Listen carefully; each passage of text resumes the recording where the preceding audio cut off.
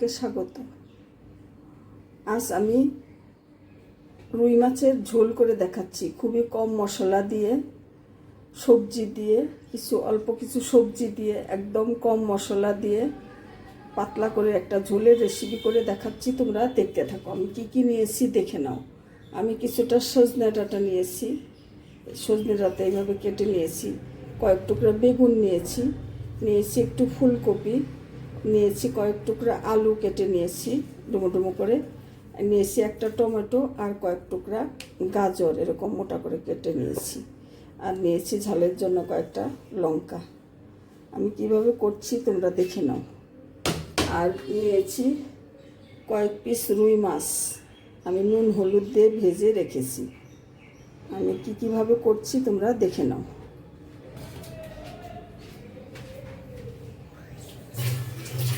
এই গরমের সিজনে কিভাবে পাতলা ঝোল করে খেয়ে আমাদের স্বাস্থ্য ভালো রাখা যায় সেইভাবেই আমি করে দেখাচ্ছি, একদম কম মশলা দিয়ে। তোমরা দেখতে থাকো বন্ধুরা। আমি প্রথমে চুলাটা জ্বালিয়ে দিচ্ছি, একটা প্যান বসিয়ে দিয়েছি, আর প্যানের মধ্যে দিয়েছি 2 টেবিল চামচ সর্ষের তেল। আমি সর্ষের তেল দিয়ে রান্না করছি, দেখতে থাকো বন্ধুরা। দেখে নাও, আমি সামান্য একটু তেল দিয়েছি, একদম কম মশলা কম তেল দিয়ে আমি রান্না করে দেখাবো।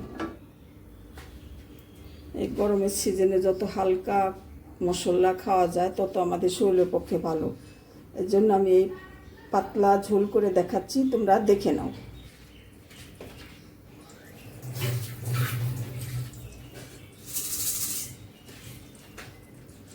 বন্ধুরা, তেলের মধ্যে আমি কিছুটা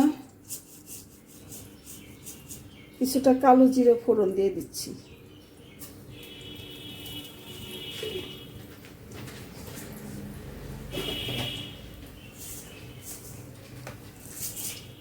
আর দিয়ে দিচ্ছি একটু গোটা জিরা।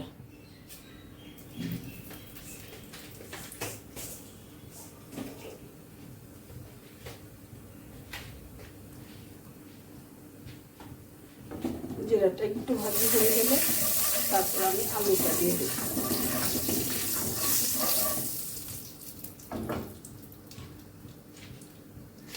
বন্ধুরা, আমি এখানে একটা আলু কেটে রেখেছি এরকম ডুমো ডুমো করে, আলুটা আমি দিয়ে দিচ্ছি। গাজরটাও দিয়ে দিচ্ছি, যেহেতু গাজরটা মোটা করে কেটেছি গাজরটাও দিয়ে দিচ্ছি। এইগুলো একটু ভাজি করে নেব, এগুলো দেখতে থাকো বন্ধুরা।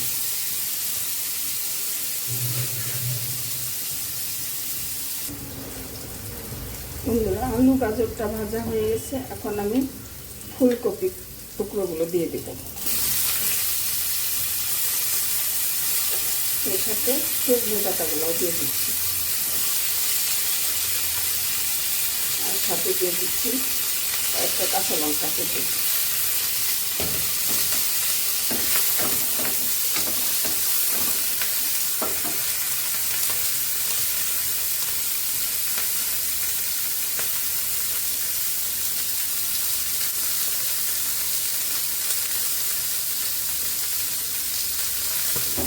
এখন বেগুনটা দিয়ে দিচ্ছি।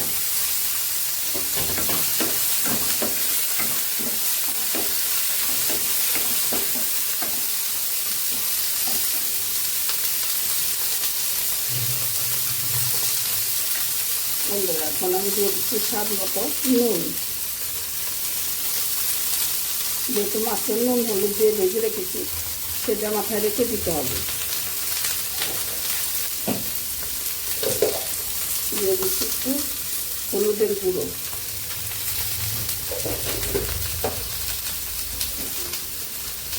দিয়ে দিচ্ছি একটু জিরের গুঁড়ো,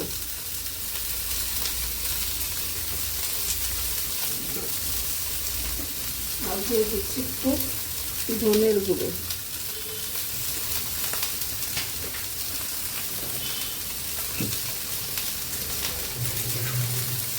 সামান্য একটু জল দিয়ে মশলাটা আমি কষে নেব।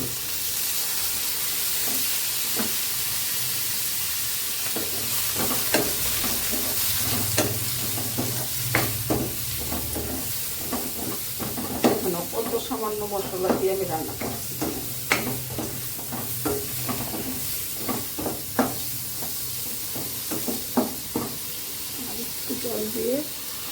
আমি এটা অনেকটা চাপা দিয়ে দিচ্ছি, আস্তে আস্তে একটু সেদ্ধ হবে ভাপে। দেখতে থাকো বন্ধুরা। ঢাকনা খুলে আমি পর্যায়ে টমেটোটা দিয়ে দিচ্ছি। টমেটো দিয়ে আবার একটু ঢাকা দিয়ে রাখছি, এতে করে সেদ্ধ হয়ে যাবে।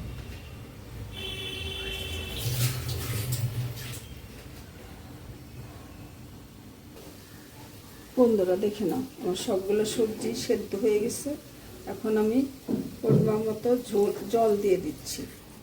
তোমরা যে পরিমাণে গ্রেভি রাখতে চাও সেই পরিমাণে জল দিয়ে দেবে। আমি এটা পাতলা ঝোল করছি, তাই একটু বেশি করে জল দিয়ে দিচ্ছি। এই ঝোলটা পাতলা ভাল লাগে।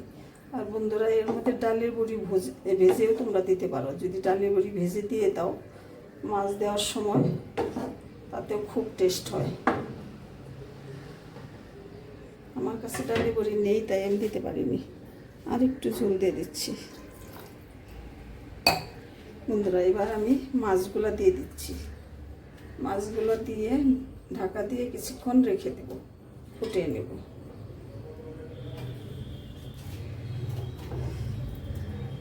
একদম পাতলা, কম মশলা দিয়ে। গরমের সিজনে যত পাতলা হালকা লাইট যত খাবে তত শরীর ভালো থাকবে। এই জন্য আমি এই রেসিপিটা আজকে তোমাদের দেখিয়ে দিলাম। আমি এটা আর একটু চাপা দিয়ে রেখে দেবো। এই সময় তোমরা নুনটা চেক করে দেখে নেবে। তোমরা এই সময় একটু ধনেপাতাও নামানোর আগে কুচিয়ে দিতে পারো, আমি দিচ্ছি না বন্ধুরা।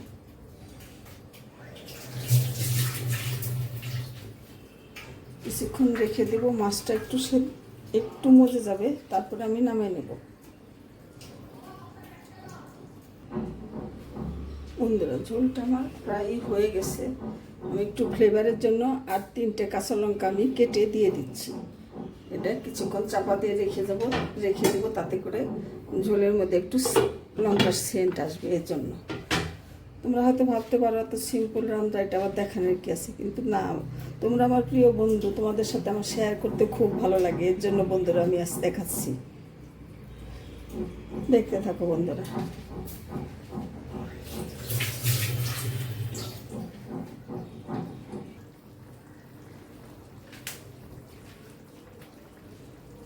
বন্ধুরা, নামানোর আগে আমি আর একটু জিরের গুঁড়ো ছড়িয়ে দিয়ে নামিয়ে নেব, এতে করে ফ্লেভারটা একটু ভালো আসবে। ভাজা জিরের গুঁড়ো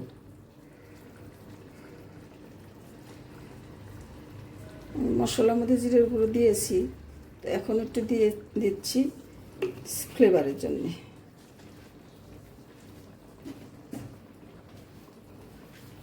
বাস, পুরো রান্নাটা হয়ে গেছে বন্ধুরা।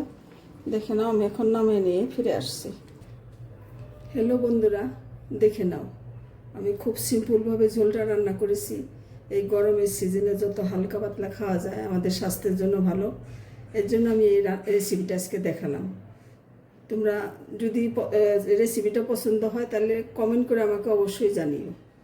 আর আমার চ্যানেলটা সাবস্ক্রাইব করে আমার সাথে থেকো। ধন্যবাদ বন্ধুরা, তোমরা সকলে ভালো থাকো।